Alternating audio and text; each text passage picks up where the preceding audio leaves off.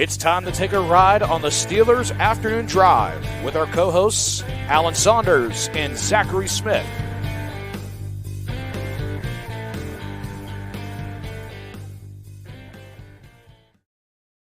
Welcome into another episode of Steelers Afternoon Drive. I'm Zachary Smith. That is Alan Saunders. A big shout out to Nick Faribault for filling in for me yesterday.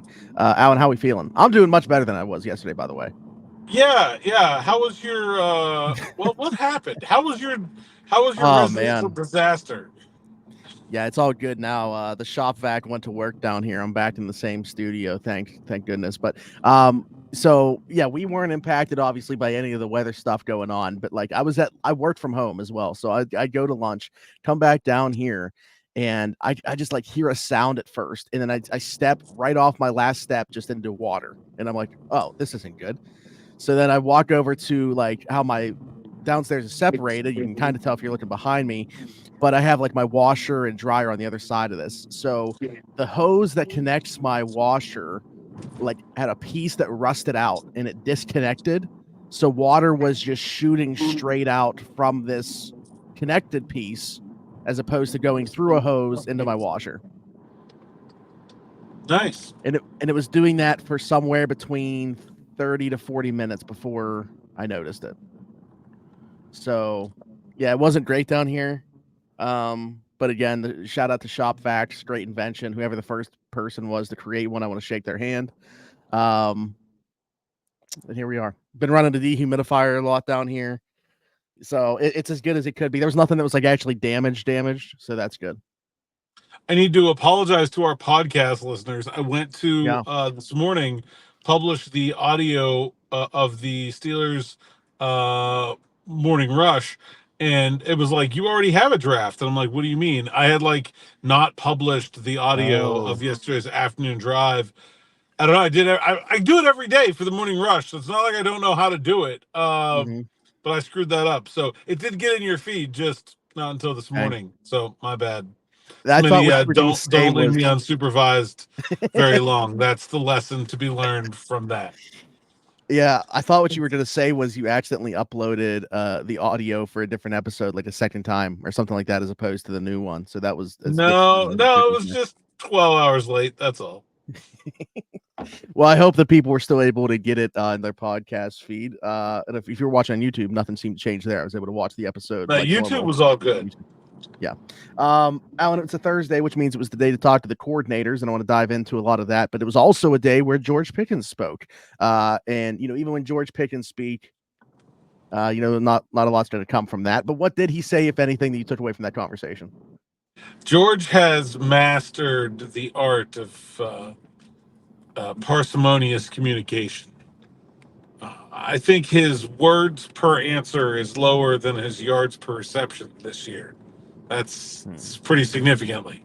One of them, actually, I think it was Brooke Pryor of ESPN asked him about whether he expects to get any blowback from his little eye black message thing, and he just shook his head. Didn't even get zero words. That was it. Just no word answer there. Look, I joke about this stuff. It doesn't bother me if players don't want to talk to us. I mean, they have to. It's the league's rule, and I think it's a good rule.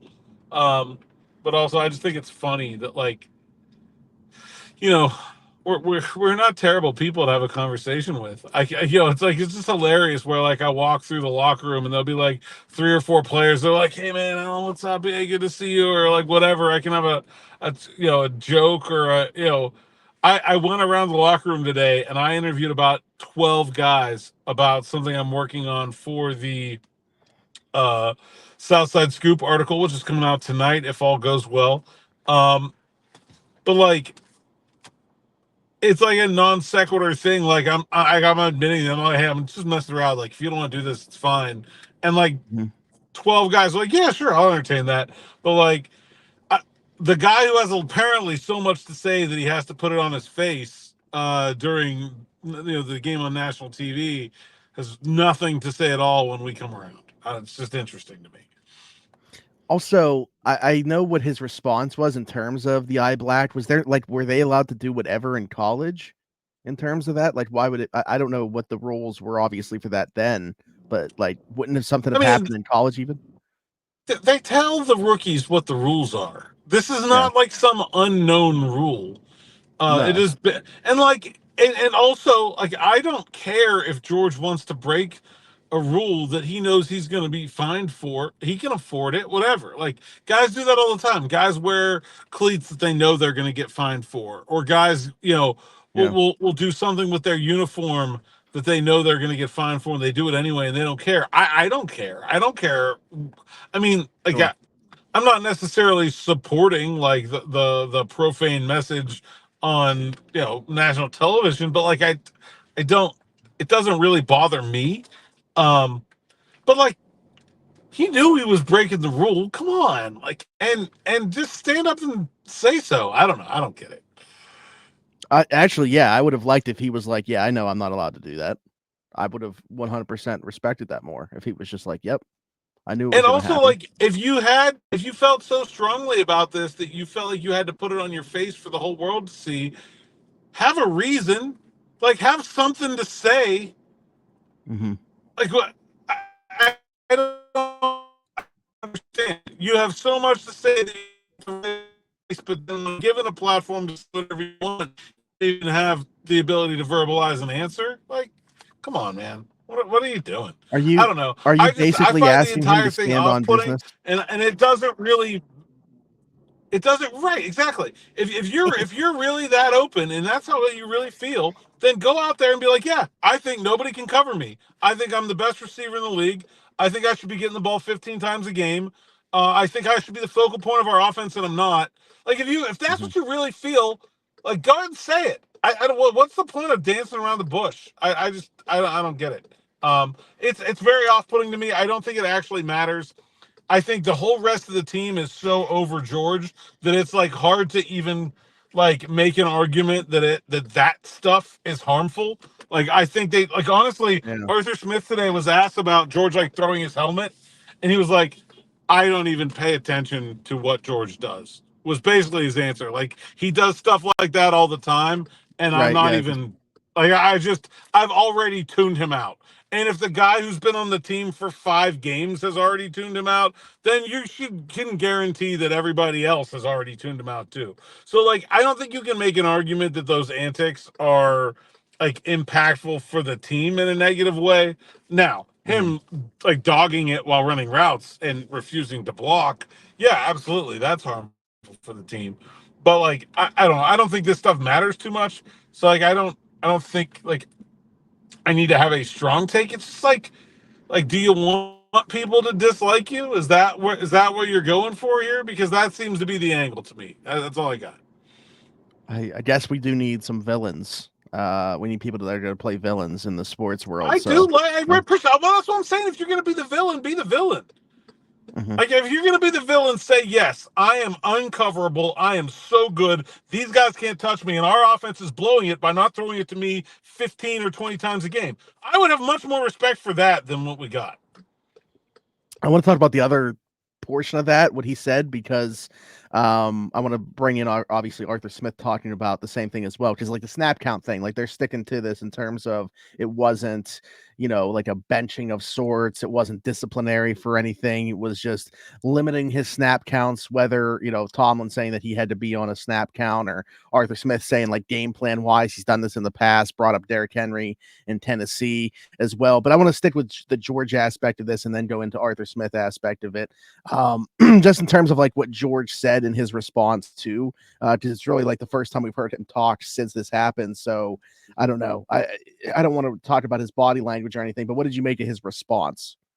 I mean, George basically said, hey, it's part of the game plan, and that he wasn't bothered by it. And then Arthur Smith also said that he wasn't bothered by it. And like, I almost want to believe him. Like, I honestly think what happened here is like, they said, you're dogging it, you're going to play less. And specifically, because if you look at the snap breakdown, he basically played as much as he had in like passing situations. It was like they didn't put him on the field when he wasn't going to get the ball anyway, like in running situations or like multi-tight end sets. And I don't know. Maybe George is okay with it. Like maybe he doesn't want to be out there when he's not going to get the ball. I don't know. It's a bizarre situation. I, it's very clearly all a result of a low effort, low intensity play from George Pickens over the course of multiple games, where he doesn't try hard when he's not getting the ball. He doesn't try hard to block. And those are the reasons why he's not playing every snap, because George Pickens is better than every other player that would be on the field instead of him. And the only reason not to play him is that he's not going to try hard if you put him out there. So, that's the reason. If you want to say that's not punitive and that's just the plan, fine. That's semantics.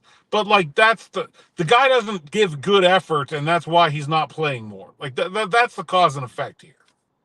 Yeah.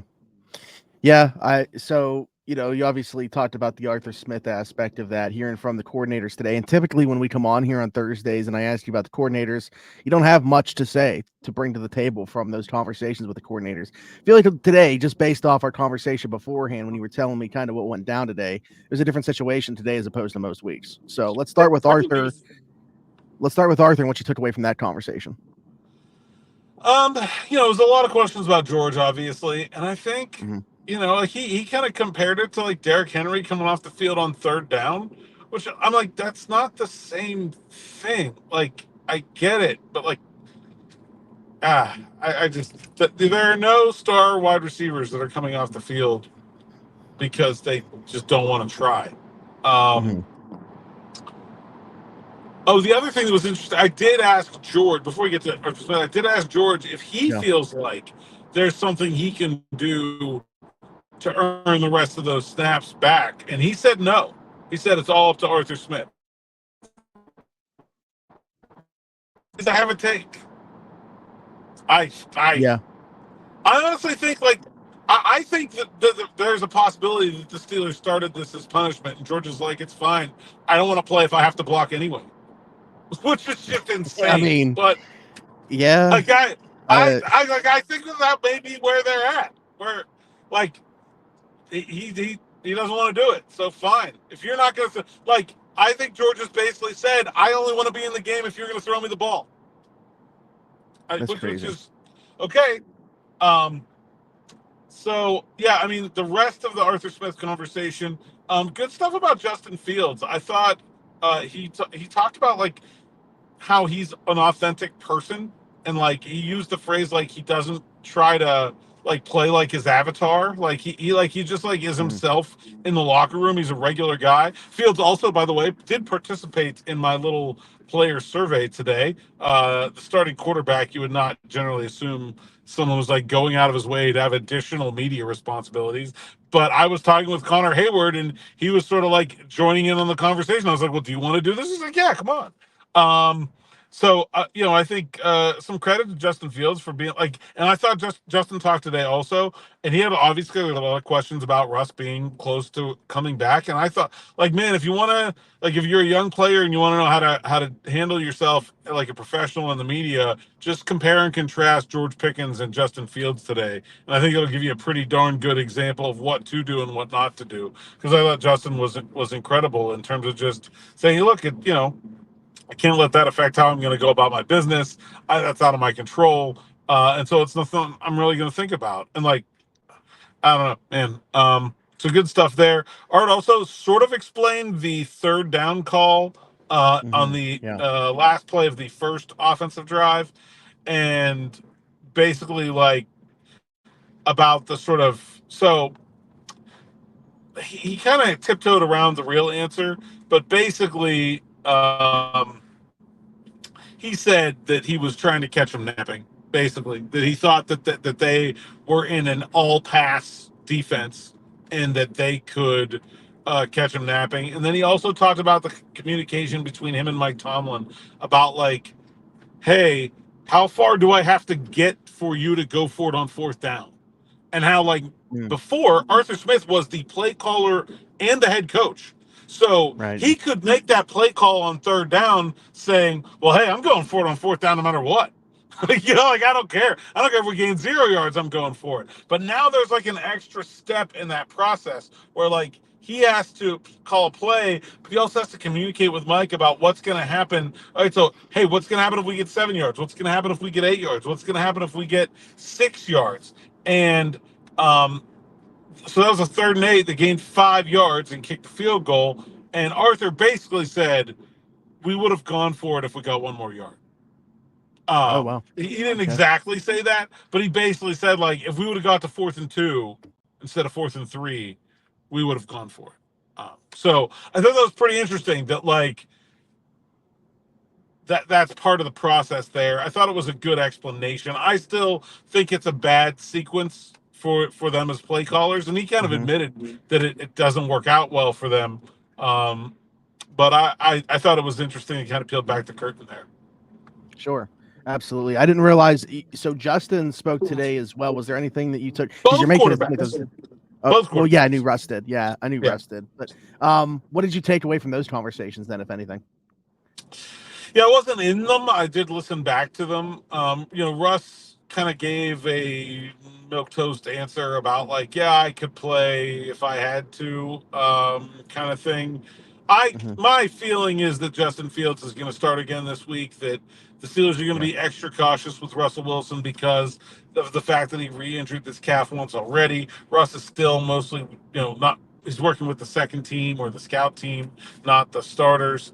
I think they're going to want a little bit more than 1 week's worth of reps out of Russell Wilson before they want to turn him loose. So I still expect Justin Fields to be the starter this week. Yeah, same. While we are talking about injuries, though, I guess we can give a little bit of an injury update because being that, we had so many guys rolled out and rolled doubtful, I didn't know that I expected to see like Jaylen Warren and Alex Highsmith returning to practice in any capacity this week, but that's what's happened.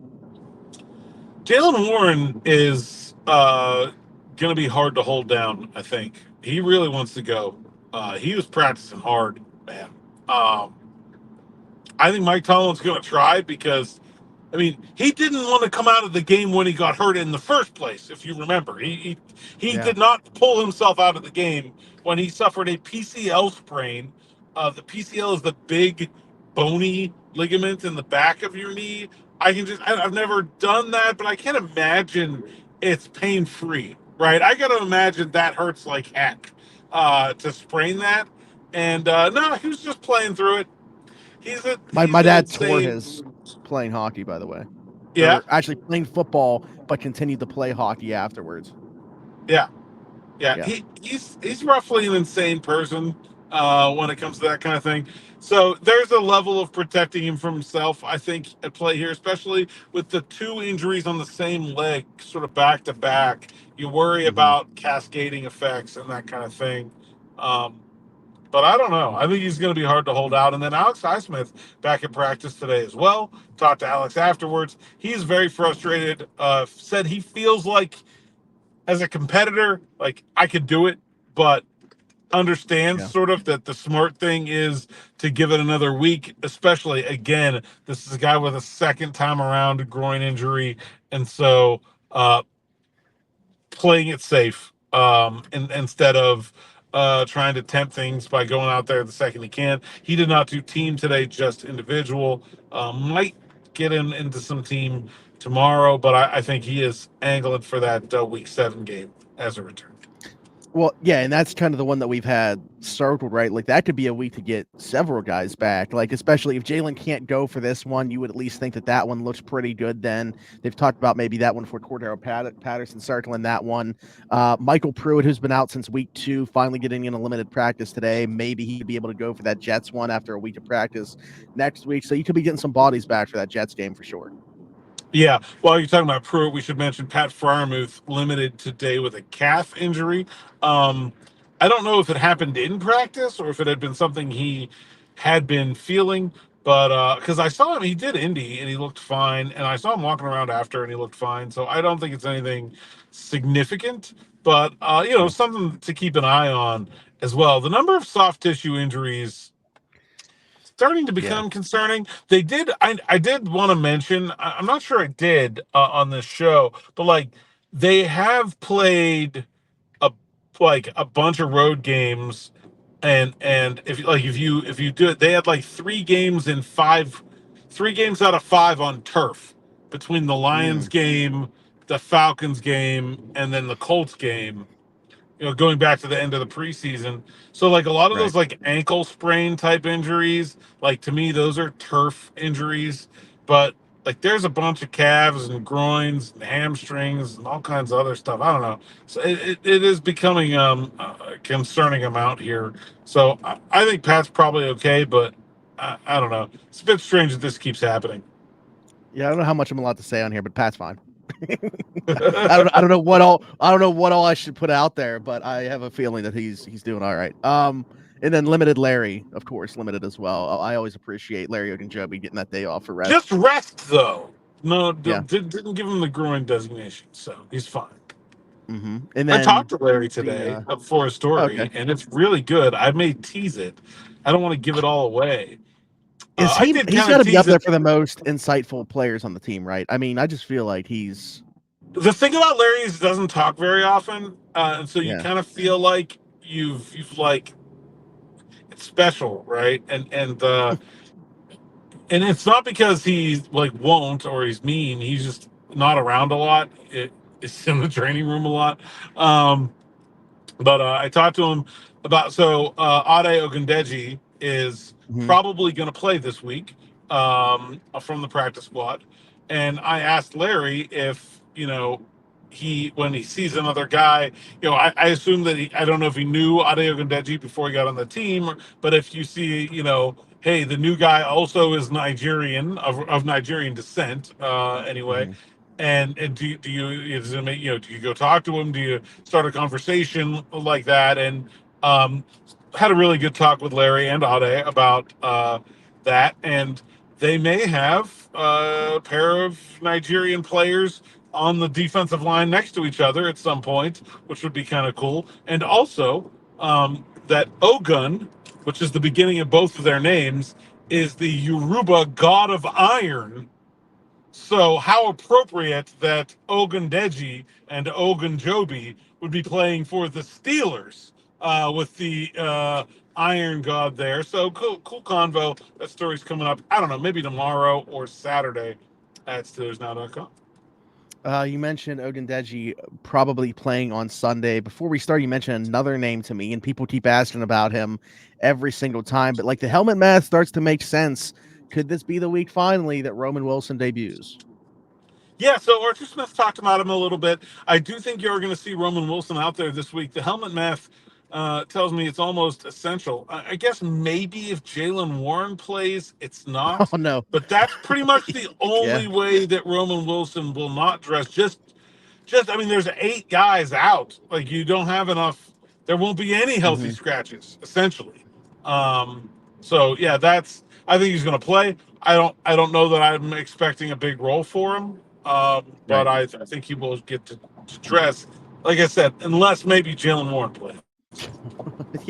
There you go. Yeah, I guess that'll be something to monitor for sure tomorrow then. I want to spend the remaining time here. We haven't talked about the defensive side of this conversation at all because TA also spoke today. You mentioned there was some talk about, communication on the back side of things and just how things have gone with the defense over the last couple of weeks. What did you take away from that conversation? Yeah, good stuff from TA. Talked about the decision not to blitz on the last play of, well, it wasn't the last play, but the 4th down play where the Cowboys scored.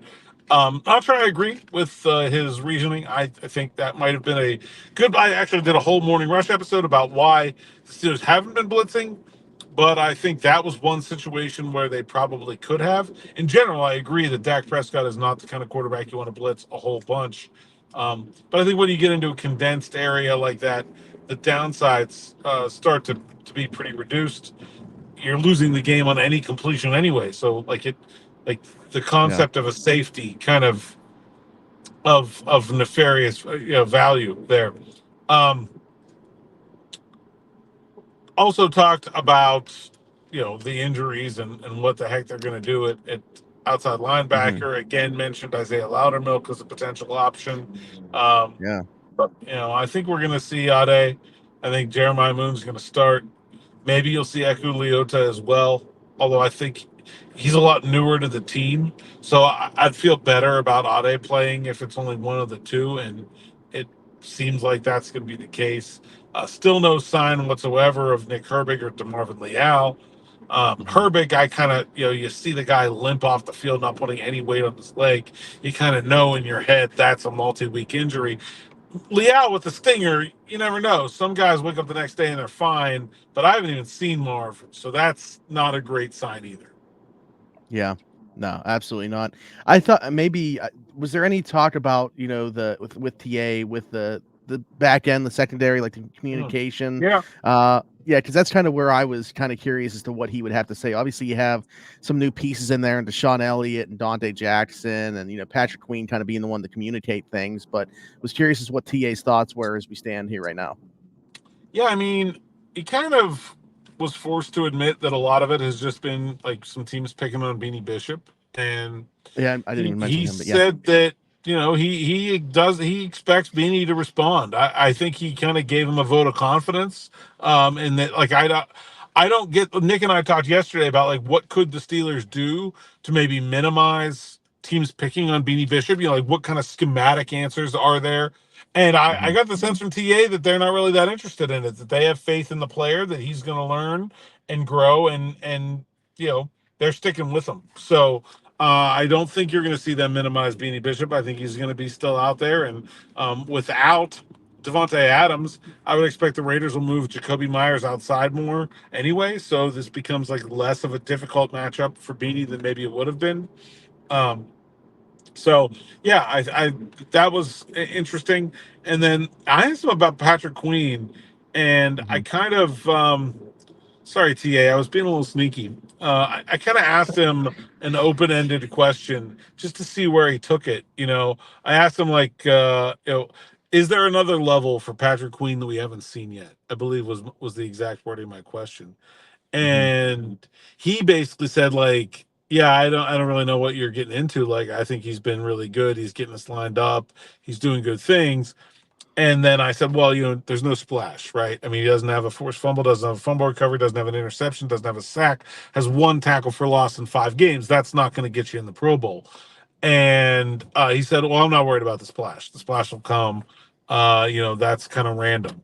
So I thought that was interesting. I don't think Queen has been all that good against the run. I think he's been fine in coverage, and I've said that like, look, if you're having problems getting lined up and you're miscommunicating things, the communicator should probably wear some of that responsibility. But TA was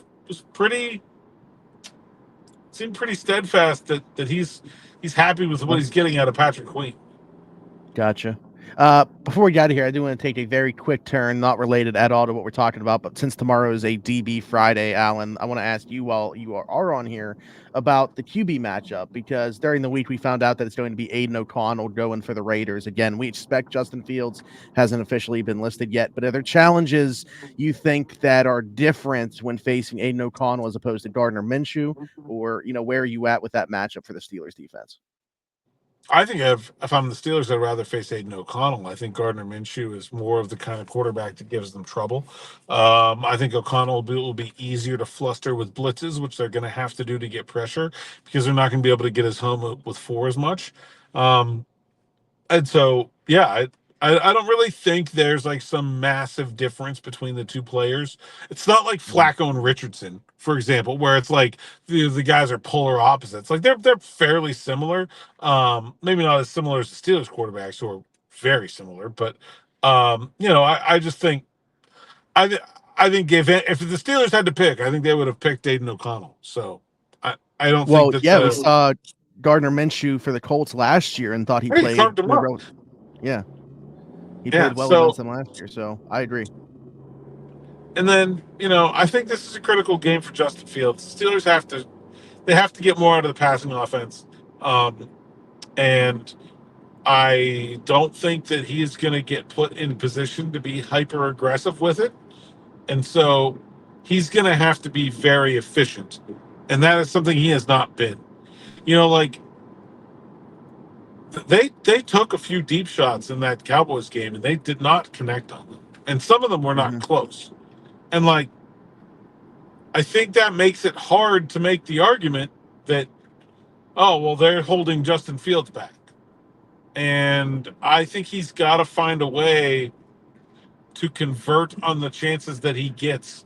To like, you're not going to get more until you earn more. You know, you're not going to. You can't jump ahead in the video game levels. Like, you gotta complete the easy assignments before you're gonna get a hard one. And I'm not sure we're seeing that on a regular basis. And so I don't know. I think this is a pretty important game for him. I think he does have a chance to win the starting job outright. That there's a chance that Justin Fields goes out here and plays really well. And next week, Russell Wilson is healthy and still the backup. Also, I expect Russell Wilson to dress in this game as the number 2 and not the number 3. Oh, by the way, also, Russell Wilson, just amusingly, was asked a very similar question to the, like, can you learn anything on the sideline question that Kenny Pickett got last year? And he gave basically the same answer, which I think is funny, but also, like, it's very different when you're talking about Russell Wilson and Kenny Pickett. You know, I don't know what Russell Wilson would learn. Clearly, Kenny had plenty to learn. But I just thought it was funny that he got asked that. Absolutely. All right, good stuff. We'll obviously nobody has asked him about why he's been willing to dress as an emergency backup quarterback. Oh, the humanity. That one could get me in that. Get me in the room. Get me in the room. We'll see what happens. It's not my scab to pick, you know. That's the way I feel about it. Yeah. All right. Well, before we get out of here, Alan, you know the drill. Tell the people they can find you at @Saunders_PGH on X, Instagram, and TikTok. I should really TikTok more. I feel like I need to. Yeah. I just don't. Was the last one the Joey Porter Jr. with the Sprite? Yeah, probably. I don't know what. I never know what to post over there.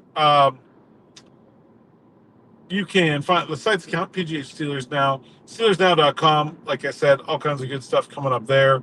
The story about the running game, which was inspired by an audience member question here on the YouTube platform, and stuff from Ade, stuff from Eku Leota about his hometown of Asheville, North Carolina, and the flooding there from Hurricane Helene, and all kinds of stuff going on. There we go. And leave a comment, of course. Alan just said, you know, we write stories sometimes from stuff that we get in the comments. So be sure to do that. We'll answer stuff on here as well. Morning Rush. Don't miss an episode of that, of course. And if you are listening somewhere else, Apple, Spotify, wherever you get your podcast from, be sure to leave us a 5-star review and subscribe over there. Just search Steelers Afternoon Drive. The same place that you can find us on TikTok. And you can find me everywhere, Zachary Smith, PGH. For Alan Saunders and myself, thanks for jumping in and taking another ride on the Steelers Afternoon Drive.